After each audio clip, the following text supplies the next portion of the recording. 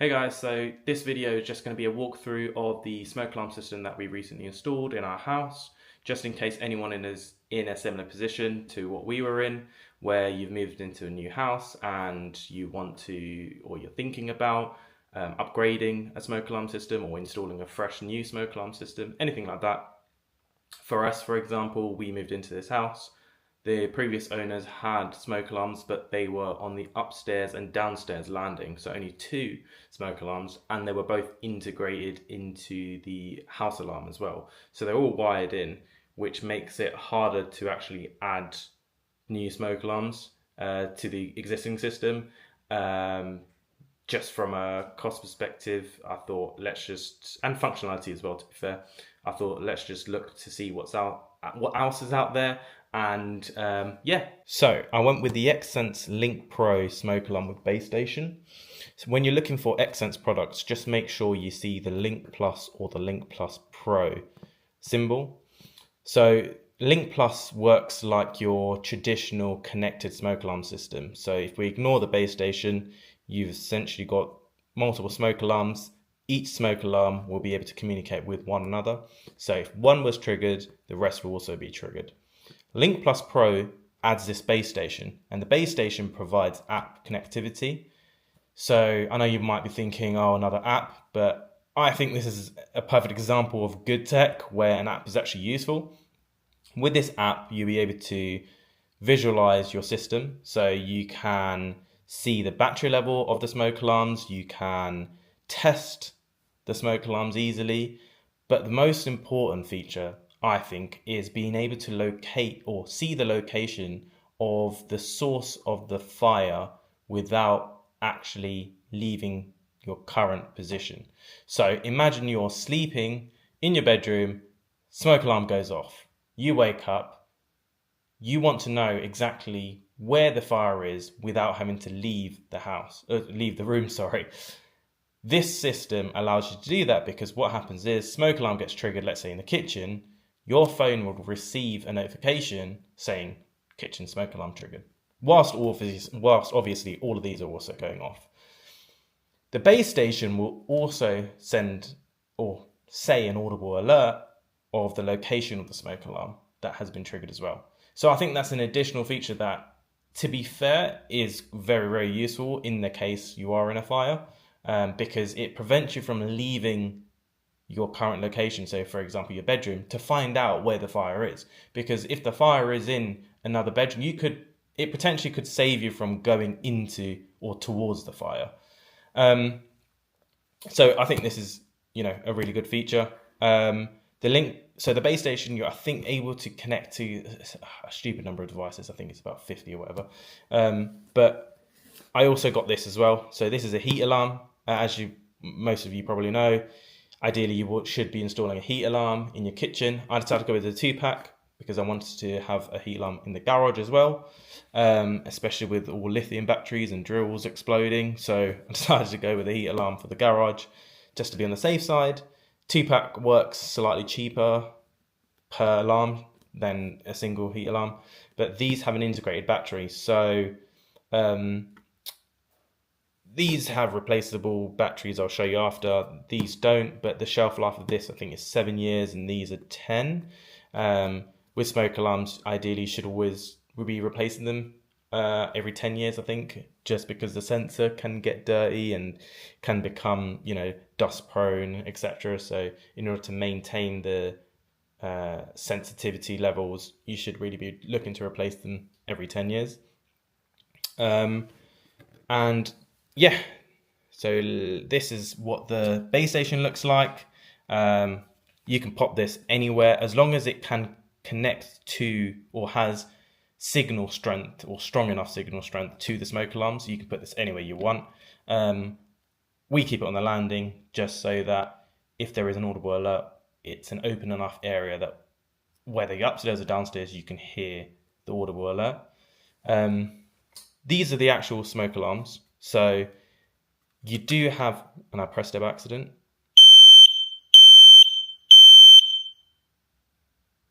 That is the button for testing that I pressed by accident, but yep, there is a manual switch to test as well as the app connectivity. These have a removable battery that is replaceable as well. It's the standard size that comes with most smoke alarms. So it's CR123A. You can get those at any supermarket. You can get this in multiple different form factors. So this isn't the only style that Xsense offer. I like how it fits in the palm of your hand. It's small. It's not as much of an eyesore as compared to other smoke alarms I've seen. So that's why I went with this option. And also, it kind of looks similar to a Spotlight in terms of when you're looking at head on. So I thought, I like this. I'm going to go with this one. The heat alarm is slightly bigger. So in terms of form factors, you can see, if I put these side by side, the heat alarm is wider than this. But I believe this is the only style of heat alarm that they offer currently. Might change. This, as you can see, you don't have the option of being able to change the battery. This is a whole sealed unit. The button to test is actually this. I don't want to press it just to save your ears, but you press this down and you can test manually. And these also come with fitting plates, which I'll show you later. But because I've already installed them, I don't have anything at hand right now. I've just taken these off the ceiling just to show you guys. So I'll show you what the fitting plates look like when they're installed. So this is an example of what the fitting plate looks like. As you can see, I've gone with the screwed approach. So 2 screws go straight into your ceiling. I would recommend a laser level just to make sure that you're positioning it where you want it to be. But as easy as that, put 2 screws through and yeah, you're sorted.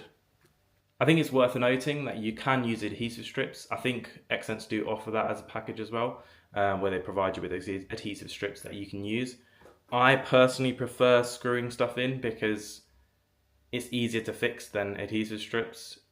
You obviously need a strong enough adhesive strip to make sure that these are stuck on, and that's all good and well when you're installing it, but when it comes to removing it, it ends up being sometimes more of a pain than to just fill up 2 screw holes, as I've learned in the past. And also, I just feel screws are a bit more reliable, but it's really up to you. You can install these on a joist. I personally haven't, because if I was to, it wouldn't line up with the spotlights that I have around the house. But these are extremely light, so I've had these on for 2 months and they're extremely tight in there. They're not coming down. But yeah, let me actually take you through the app now and show you a bit more of that. Right, okay, so this is what the app looks like. As you can see, this is my home. You can either list all your devices or per location base. And you can see all the devices that I have in the property. Different smoke alarms, different heat alarms, and the base station. Through here you can change, for example, what the voice volume, the LED brightness that is displayed on the base station. You can go into each alarm and easily test, view the information of each alarm, like serial number, etc. And then also you can visualize the history as well. So per day, what's tested. As you can see, for example, when I accidentally press the smoke alarm, you can see that the device was tested. And so it gives you a good log of what's happened in case you want to just investigate further. The app also has notifications, as I mentioned, so if anything was triggered, you'll be able to visualize that, and I can actually do a test of that. So let me show you. So I'm just going to press this button here, which would trigger.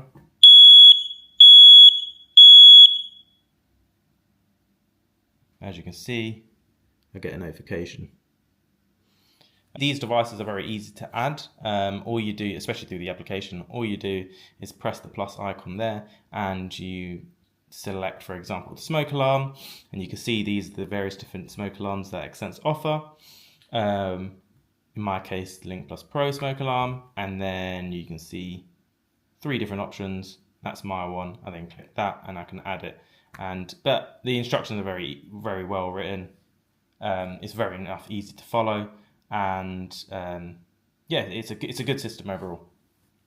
So yeah, that's pretty much an overview of our smoke alarm system that I installed recently. There are other options out there. It's not just Xsense. I'm not sponsored by these guys. I have no affiliation. It's just a case of I bought this product, I saw it on Amazon, it had good reviews, so I decided to give it a try. I installed this, I think about 2 months ago, and it's been working well.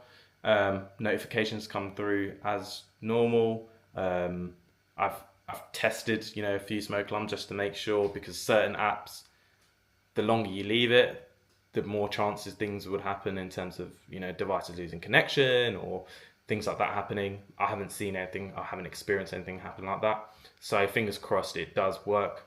And yeah, I mean, I really think it's a great piece of kit, very easy to install. For the money, I think we paid about just under £100 for